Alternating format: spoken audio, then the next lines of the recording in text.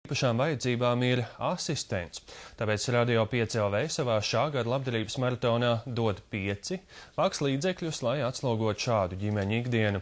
Akcijas laikā no 16. līdz 22. decembrim katrs atkal varēs pasūtīt sev mīļu dziesmu un tā ziedot 5 eiro. Akciju atbalsta arī iemīļot mūziķi. Ar tevi blakus brīnos es, kad pārmainos, kā mainās gada laiki kokiem galotnes.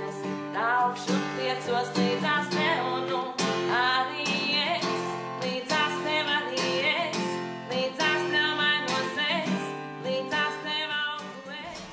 Šā gada akcijas mērķis pastāstīt sabiedrībai par neredzamām ģimenēm. Tās ir ģimenes, kurās vienmēr kādam jābūt mājās, jo ģimenē aug bērns ar īpašām vajadzībām. Latvijā šādu ģimeņu ir vairāki simti.